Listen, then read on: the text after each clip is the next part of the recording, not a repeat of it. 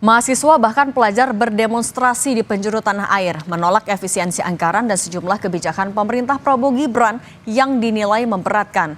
Bersamaan dengan aksi mahasiswa bertajuk Indonesia Gelap, muncul pula tagar kabur dulu aja. Apa yang membuat mahasiswa kembali turun ke jalan saat pemerintahan Presiden Prabowo baru bekerja sekitar 100 hari? Sudah ada Ketua Kabinet Keluarga Mahasiswa ITB, Fidela Marwah Huwaida, staf ahli kantor komunikasi kepresidenan Ujang Komarudin, dan pengamat politik Burhanuddin Muhtadi. Selamat petang semuanya. Selamat petang, Mbak Cindy, Prof. Burhan. Saya mau ke Mbak Fidela dulu. Mbak Fidela, sebenarnya Mbak Fidela. yang menjadi pemicu mahasiswa sampai turun ke jalan memang hanya faktor tunggal efisiensi itu akar besarnya, atau sebenarnya ada kebijakan lain yang dikritisi oleh mahasiswa? Baik, kemarin tanggal 17 Februari 2025 hari Senin, kami dari berbagai kampus gitu ya, mahasiswa dari berbagai kampus, dari Aliansi BEM Kerakyatan, kemudian juga berbagai elemen masyarakat sipil, khususnya kami juga dari keluarga mahasiswa ITB, kami dari Bandung, turun di Istana Negara untuk menyuarakan berbagai keresahan dan juga menyuarakan tuntutan-tuntutan kami dari mahasiswa terkait dengan kebijakan pemerintah Indonesia hari ini. Jika berbicara apa yang menjadi poin tuntutan dan juga apa yang kami kritisi, sebetulnya tidak hanya berkaitan dengan efisiensi anggaran saja. Persoalan itu tidak berkaitan dengan hal itu saja gitu, Mbak. Tapi kami di sini juga melihat dari perspektif yang lebih besar lagi gitu. Dalam keberjalanannya di sini kami melihat dengan kondisi keterbatasan fiskal Indonesia tentunya, kami melihat sebetulnya efisiensi anggaran ini merupakan suatu hal yang bijak jika tujuannya memang betul-betul ingin memangkas hal-hal yang tak perlu dan juga ingin menutup lubang-lubang yang bisa berpotensi untuk menimbulkan korupsi. Tapi yang di sini kami juga di satu sisi melihat paradoks gitu dengan kondisi saat ini pemerintah justru membiarkan tubuhnya semakin lebar, kabinetnya gemuk, dan juga saat ini justru yang dikorbankan adalah sektor-sektor penopang masa depan anak bangsa. Salah satunya adalah sektor pendidikan yang kami sangat soroti gitu karena kami bagian dari mahasiswa dan juga pendidikan itu sendiri. Dan di sini hal itu apa yang kami khawatirkan, implikasi yang bisa terjadi kalau misalkan berdasarkan dari paparan Kemendikti-Saintek kepada Komisi 10 DPR RI pada saat RDP minggu lalu gitu, terlihat bahwa ada opsi-opsi pemotongan anggaran pendidikan, salah satunya adalah berasal dari pos BPPTNBH gitu. Jadi hal ini kami khawatirkan akan memungkinkan adanya pemotongan pada biaya pengembangan institusi, kemudian juga biaya operasional dan juga lain sebagainya. Dan hal ini tentunya implikasi lebih jauhnya lagi berimplikasi salah satunya adalah kemungkinan ancaman untuk adanya pemotongan adanya kenaikan biaya UKT ataupun juga pemotongan dana-dana untuk pos-pos beasiswa gitu. Hal itu tentu kami sangat khawatir ya Mbak, dan kami anggap sebagai sebuah ancaman yang harus terus kita kawal gitu sebagai mahasiswa gitu. Karena pada hakikatnya kita melihat bahwa ya, tujuan pemerintah tentunya ingin meratakan aksesibilitas pendidikan di seluruh penjuru tanah air gitu, dan itu menjadi suatu hal yang dicita-citakan. Tapi jika ada efisiensi anggaran yang justru harus mengorbankan sektor-sektor hal-hal dasar yang harus dipenuhi oleh pemerintah kepada warga negara, khususnya adalah pada pendidikan dan juga kesehatan, hal ini tentu menjadi sebuah ironi yang kita tidak bisa biarkan gitu. Oke Mbak Fidela, tapi kan kalau dari Istana dan juga Menko sebenarnya bilang kalau biaya pendidikan bukan pos yang kena imbas dari pemangkasan. Tapi kalau yang ditemukan oleh teman-teman mahasiswa, apakah dari kampus juga sudah ngasih sinyal bahwa kenaikan UKT itu akan dilakukan dalam waktu dekat? Betul, meskipun dalam konferensi pers baru-baru ini Menteri Keuangan sudah menekankan pentingnya menjaga efisiensi anggaran pendapatan dan belanja negara, kemudian juga memastikan tidak ada pemotongan pada KIP ataupun UKT perguruan tinggi negeri. Namun perlu diingat bahwa seluruh bahasan ini itu masih dalam bentuk rancangan, sehingga kami dari mahasiswa perlu terus dan seluruh masyarakat ya perlu mengawal keberjalanannya, tidak hanya pada kebutuhan-kebutuhan mahasiswa seperti KIP, UKT ataupun beasiswa, namun pada aspek kehidupan masyarakat yang lebih luas.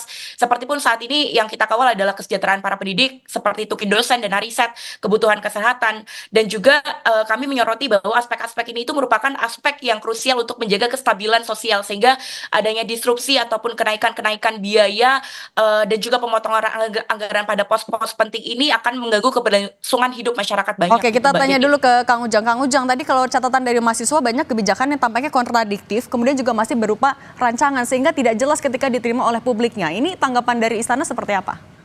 Ya, Mbak Cindy, ya Mbak Fidela, Prof. Burhan, seluruh pemirsa di tanah air, nggak ada yang seperti itu. Ada 4 hal yang tidak diefisiensikan. Apa? Pertama, belanja pegawai.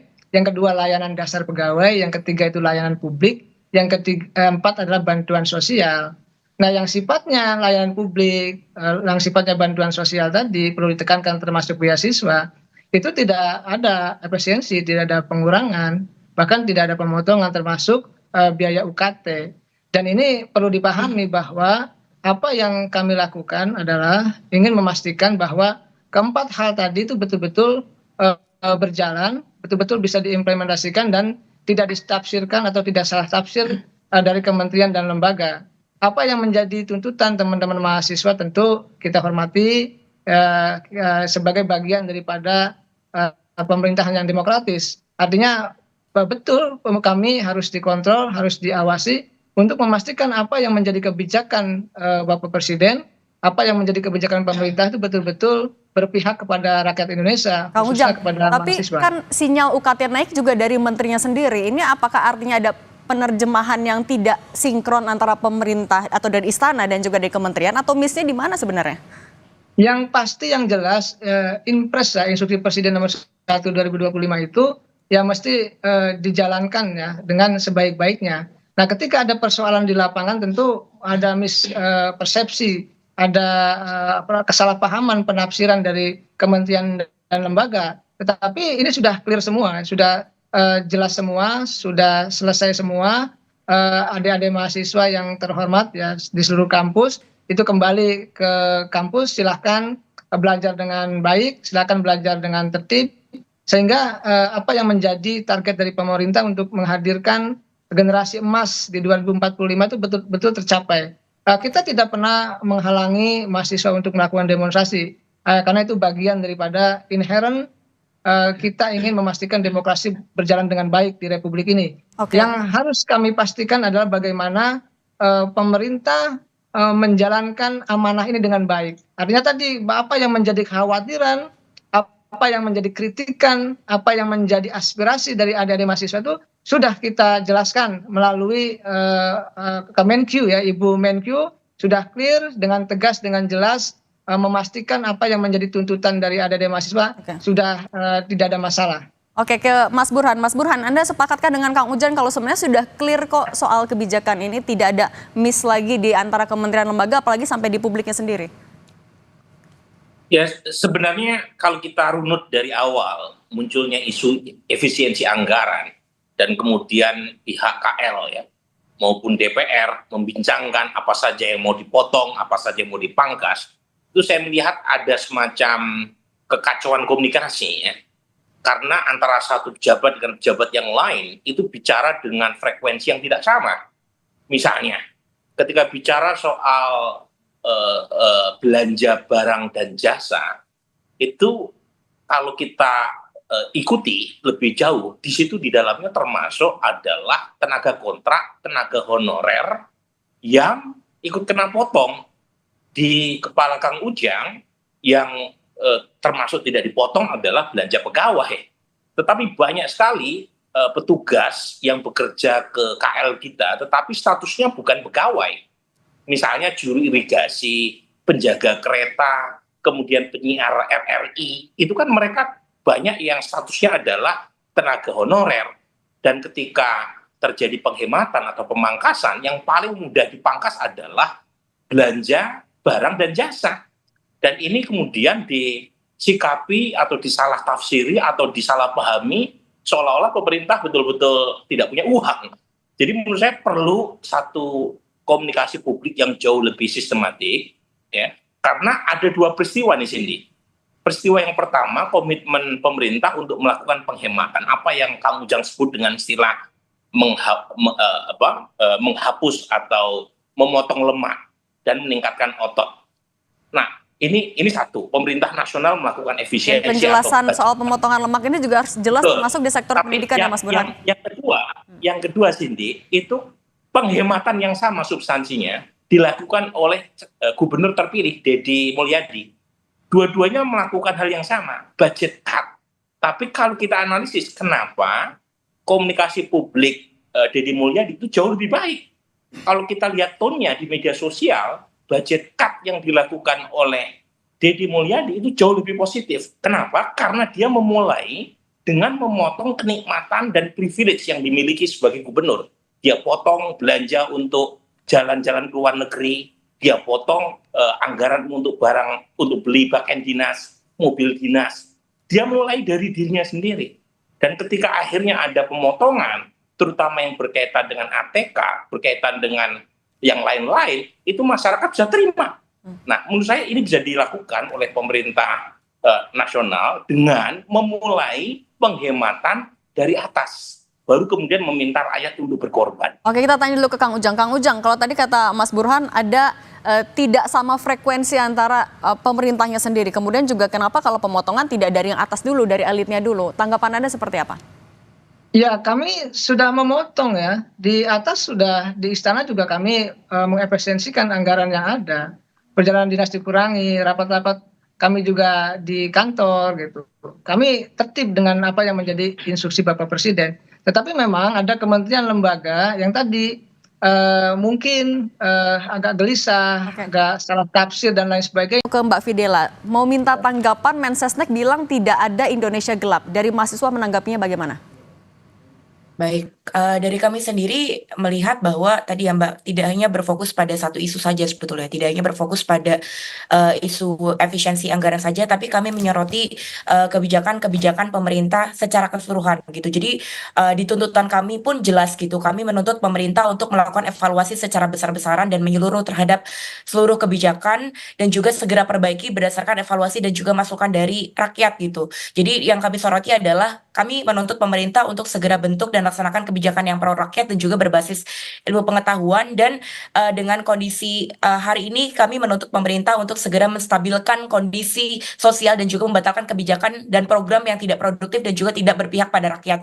Jadi tagar ini adalah akumulasi dari kemarahan-kemarahan dari rakyat gitu ya, terkait dengan kebijakan-kebijakan pemerintah secara menyeluruh, tidak hanya berkaitan dengan salah satu aspek saja gitu. Kami di sini menuntut pemerintah tadi untuk membatalkan kebijakan yang tidak berpihak pada rakyat. Salah satunya adalah meninjau ulang efisiensi anggaran tanpa memangkas hal-hal yang berhubungan dengan kesejahteraan sosial, termasuk tadi yang sudah kita bahas sebelumnya terkait dengan sektor-sektor penopang masa depan seperti pendidikan dan juga kesehatan. Kemudian sebetulnya tidak hanya berbicara mengenai efisiensi anggaran, yang kami soroti juga adalah kami menuntut pemerintah untuk meninjau ulang kebijakan pemberian konsesi tambang sebetulnya yang diberikan oleh kepada perguruan tinggi, dan juga dengan berbagai konflik sengketa lahan yang terjadi di Indonesia saat ini, kami juga menuntut pemerintah untuk segera menyelesaikan segala persoalan tersebut dan juga meninjau ulang rencana implementasi kebijakan yang diberlakukan tanpa merugikan masyarakat dan menimbulkan ketidakstabilan sosial gitu. Jadi dengan yang terjadi hari ini gitu, jadi itu adalah akumulasi dari persoalan-persoalan yang timbul akibat kebijakan pemerintah yang tidak berpihak pada rakyat dan juga akhirnya memunculkan ketidakstabilan sosial di masyarakat gitu Mbak. Oke, kita tanya Kang Ujang. Kang Ujang katanya ini akumulasi dari kebijakan yang tidak berpihak pada rakyat dan minta ada reformasi kebijakan. Padahal kan pemerintahan baru berjalan sekitar 100 hari. Bagaimana dari istana menanggapinya? Ya, kami basisnya basis data dan ilmiah ya. Apa yang disampaikan oleh Litbang Kompas, apa yang disampaikan oleh indikator kan sangat jelas. Bahkan Litbang Kompas mengatakan keyakinan ya masyarakat Indonesia kepada pemerintahan Prabowo Gibran itu 89%. Dan tingkat kepuasannya itu 80,9%. Termasuk juga apa yang dilakukan oleh lembaganya Prof. Burhan. Itu kan kalau kita nilai, saya sebagai dosen tuh kalau menilai itu nilainya sudah A, sudah baik dan sudah bagus. Ya apa yang menjadi kritik mahasiswa tentu kami dengarkan, cuma memang tadi jangan sampai dibelokkan ke hal-hal yang lain. Nah, misalkan kami contoh ya, berikan contoh Mbak Fidela, UMP itu naik 6,5% itu berpihak kepada rakyat. Lalu tidak naiknya PPN ya hanya 1% untuk barang-barang mewah, itu juga berpihak kepada rakyat. Subsidi pupuk juga berpihak kepada rakyat. Diskon listrik 50% di seluruh Indonesia, itu jangan lupa, itu juga berpihak kepada rakyat. MBG untuk ibu hamil, ibu menyusui, anak balita dan anak sekolah dari SD sampai SMP maupun di pesantren juga berpihak kepada rakyat.